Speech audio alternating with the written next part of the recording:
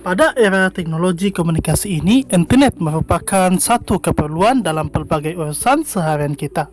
Dalam kehidupan nyata, kita memiliki kewarganegaraan yang berdasarkan kepada negara tempat kita dilahirkan. Tapi bagaimana pula dengan dunia secara atas talian, internet dan media sosial yang kita jelajahi setiap hari? Di dunia maya, kita cenderung bebas untuk bertindak dan berpendapat sehingga seringkali terjadi penyimpangan norma-norma yang berlaku. Oleh kerana itu, dibentuklah konsep kewarganegaraan digital. Siapakah kewarganegaraan digital? Warga digital adalah seseorang yang melalui pembangunan pelbagai kompetensi secara aktif, positif dan bertanggungjawab, yang mana mereka terlibat dalam komuniti secara atas talian dan luar talian, sama ada tempatan, nasional atau global. Oleh kerana teknologi digital bersifat destruktif atau tidak boleh dikawal dan sentiasa berubah, adalah menjadi satu kewajipan untuk setiap warga digital menguasai kemahiran dan pengetahuan yang kompeten. Kewarganegaraan digital merupakan satu norma peraturan dan sikap kebertanggungjawaban terhadap penggunaan teknologi secara betul dan berhemah. Warga negara digital boleh didefinisikan sebagai peraturan yang sesuai dan sikap kebertanggungjawaban ke arah menggunakan teknologi dengan betul. Kewarganegaraan digital adalah konsep berkaitan pengetahuan dan amalan menggunakan teknologi dengan betul dan beretika.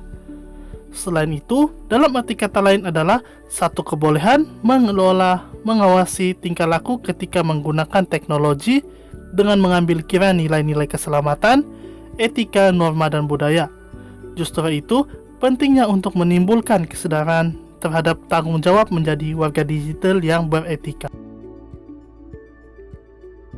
9 elemen utama di dalam kewarganegaraan digital yang terdiri daripada: yang pertama adalah akses digital, yang kedua perniagaan digital, yang ketiga komunikasi digital, yang keempat literasi digital, yang kelima etika digital, yang keenam undang-undang digital, yang ketujuh hak dan tanggung jawab digital, yang ke-8 kesehatan digital, dan yang ke-9 keselamatan digital. Itu merupakan 9 elemen utama yang terdapat di dalam konsep kewarganegaraan digital.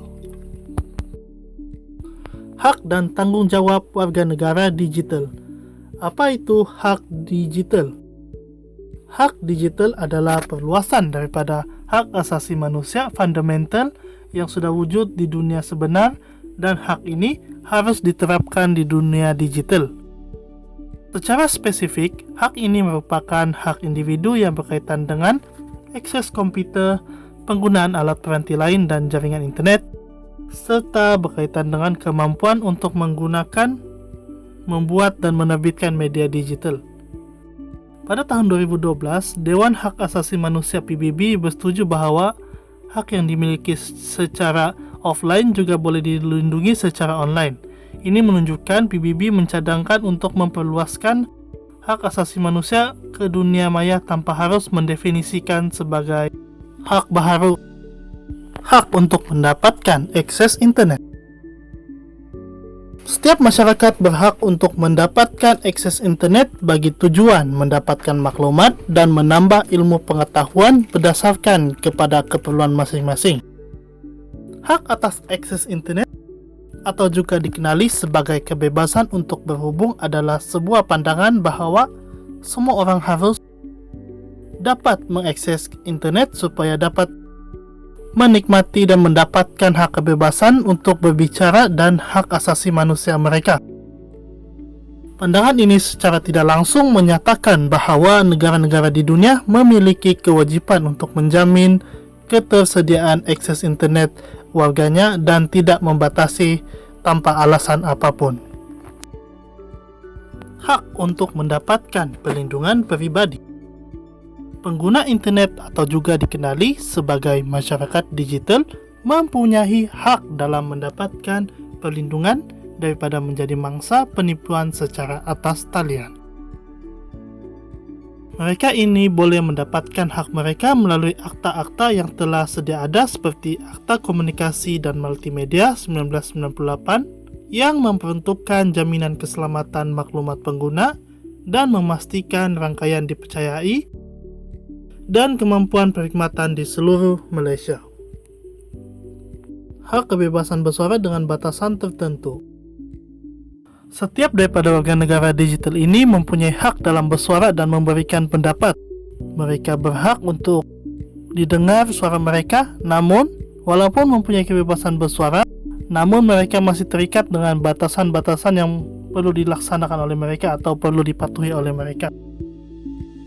Antara batasan yang ada di dalam kewarganegaraan digital ini adalah tidak menyentuh isu-isu sensitif seperti agama, budaya, dan bangsa kaum lain. Itu merupakan isu sensitif yang seharusnya menjadi batasan kepada kebebasan bersuara semasa berada di dalam laman digital. Hal ini bertujuan untuk menjaga keharmonian sesama pengguna digital. Tanggung jawab warga negara digital. Yang pertama adalah menghormati orang lain semasa berada di dalam dunia digital. Setiap warga negara digital mempunyai tanggung jawab untuk saling menghormati orang lain semasa berada di atas talian. Perbuatan seperti membuli secara maya adalah tidak seharusnya dibuat oleh setiap individu di dalamnya. Hal ini kerana ia akan menyebabkan berlakunya konflik secara atas talian. Yang kedua adalah mematuhi peraturan dan norma digital yang telah ditetapkan. Undang-undang digital yang telah digubal haruslah dipatuhi oleh semua orang ketika berada dalam talian atau ketika berkomunikasi secara atas talian. Pelanggaran undang-undang dan peraturan yang telah ditetapkan oleh kerajaan ibarat melakukan perbuatan jenayah dan juga tidak menjalankan tanggung jawab sebagai warga negara digital. Ancaman dunia digital. Yang pertama, ancaman penipuan secara atas talian. Boleh dikatakan setiap hari ada sahaja laporan berita tidak kira daripada agensi media mana sekalipun melaporkan isu mengenai penipuan dalam talian. Bermacam-macam kes penipuan dalam talian yang bertimbun dilaporkan, antaranya Macau scam, penipuan pinjaman, pelaburan, love scam dan seumpamanya. Walaupun kerap kes seumpama itu dilaporkan di media massa dan media sosial, malah pelbagai medium lain, agak pelik kes-kes berkenaan masih berlaku. Adakah perkara itu terjadi disebabkan masyarakat kita mudah ditipu? Lebih heran adakah kita sendiri tidak ambil peduli laporan berita yang dilaporkan? Sebenarnya hal itu amat perlu ditekankan. Kes jenayah penipuan dalam talian haruslah difahami. Apa modus operandinya, apa sasarannya, dan bagaimana jenayah itu masih boleh berlaku. Jika diteliti, mangsa kes jenayah berkenaan bukan calang-calang orang, ada dokter, jururawat, guru kaki tangan kerajaan, dan swasta. Yang kedua adalah ancaman bully cyber. Ia didefinisikan sebagai tingkah laku yang dilakukan melalui media elektronik oleh individu atau kumpulan individu secara berulang kali dengan mesej bermusuhan atau agresif bertujuan untuk menimbulkan kemudaratan atau ketidakselesaan pada orang yang lain. Ini termasuklah dalam bentuk mengancam, memalukan atau menakutkan seseorang. Bully cyber kebiasaannya melibatkan remaja, tetapi boleh juga berlaku kepada sesiapa sahaja tanpa mengira usia. Realiti bully cyber di Malaysia. Bully cyber merupakan ancaman cyber ketiga terbesar di Malaysia, sejurus selepas penipuan dan penggodaman atas talian. Menurut kajian Microsoft Global Youth Online Behavior Survey pada tahun 2012, daripada 25 negara yang dikaji, Malaysia menduduki tangga ke-17 tertinggi dalam bully cyber. Kajian terhadap kanak-kanak dan remaja berusia 8 hingga 17 tahun mendapati kejadian bully cyber di Malaysia tidak jauh berbeza dengan statistik global sebanyak 37%, yaitu dengan 33% remaja Malaysia melaporkan pernah dibuli secara atas talian. Ancaman ketagihan internet. Ketagihan internet dan juga ketagihan gadget merupakan salah satu ancaman yang wujud dalam dunia digital ini. Ketagihan internet ini membawa kepada kesan-kesan yang negatif sekiranya tidak dibendung dari peringkat awal dan akan membawa mudarat pada jangka masa yang panjang. Melayari internet secara berlebihan juga menyebabkan individu suka duduk bersendirian sepanjang masa. Penggunaan laman web sosial mengurangkan interaksi secara bersemuka. Golongan muda tidak lagi suka berbicara secara berdepan dan menyebabkan mereka tidak sensitif dengan perasaan, tidak endah dengan reaksi rakan dan orang lain. Remaja yang ketagihan permainan online atau gadget akan menghabiskan banyak masa di alam maya. Ini seterusnya membentuk remaja menjadi ketagih dan obses dengan komputer. Remaja tersebut akan kurang melakukan aktiviti luar dan fisikal. Keadaan ini akan mendedahkan remaja kepada masalah psikologi dan juga masalah kesehatan. Selain itu, dengan wujudnya rangkaian World Wide Web, individu dan organisasi boleh memanfaatkan sebarang maklumat dengan senang. Dan keadaan ini seterusnya akan menjadikan ketagihan internet semakin berleluasa. Dunia digital yang diimpikan. Internet telah memberi kesan kepada hampir semua aspek kehidupan seharian kita. Ia telah memberi kita akses kepada banyak maklumat dengan syarat kita mempunyai akses kepada internet itu sendiri. Ia juga telah mendemokrasikan penerbitan.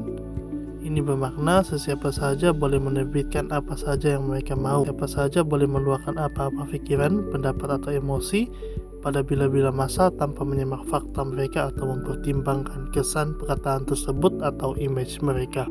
Penggunaan yang bertanggung jawab. Kewarganegaraan digital yang baik bermakna tingkah laku dalam talian yang positif dan melayan orang lain sebagaimana seseorang ingin dilayan. Menunjukkan rasa hormat dan berbudi bahasa kepada orang lain boleh menggalakkan mereka melakukan perkara yang sama. Dengan ini, kita boleh memimpin melalui teladan.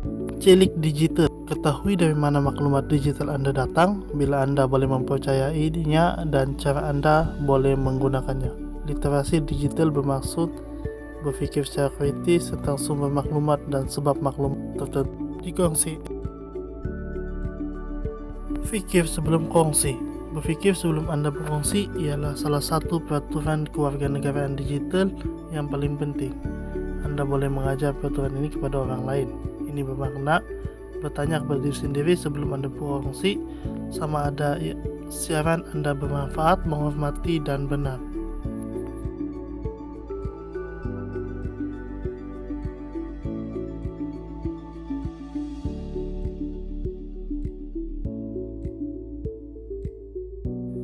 Untuk menangani cabaran dan peluang besar yang ditunjukkan oleh transformasi digital, kerajaan perlu mengakui bahawa kehidupan sebenar adalah kehidupan digital. Penyusunan semula dasar era analog yang pantas tetapi menyeluruh untuk era digital diperlukan. Bersama-sama dengan usaha kerajaan untuk meningkatkan kemahiran dan kapasiti digital dalam kerajaan. Kerajaan harus memupuk semangat eksperimen, penerokaan dan inovasi. Negara pelopor perlu memimpin dan menunjukkan bagaimana teknologi boleh digunakan dengan cara baru yang meningkatkan isu pendidikan, kesehatan dan sosial yang menyumbang kepada membina semula kepercayaan yang diperlukan dalam institusi swasta dan awam. Ini akan membantu dalam memastikan bahawa semasa kita beralih ke digital, kita tidak meninggalkan sesiapa pun. Yang kedua adalah untuk melahirkan warga negara digital yang beradab. Warga negara digital yang beradab adalah untuk memastikan setiap orang ataupun setiap individu yang berada di alam maya bersopan santun dan juga saling bertolak ansur antara satu sama lain. Keadaan ini bagi memastikan alam maya ataupun alam cyber tersebut merupakan tempat yang selamat untuk semua peringkat umur, yaitu dari golongan muda hingga ke golongan tua. Hal ini kerana dengan adanya sopan santun dan juga bertolak ansur, maka kehidupan seharian akan menjadi lebih baik dan juga akan mewujudkan ataupun merealisasikan satu konsep masyarakat majmuk secara atas talian.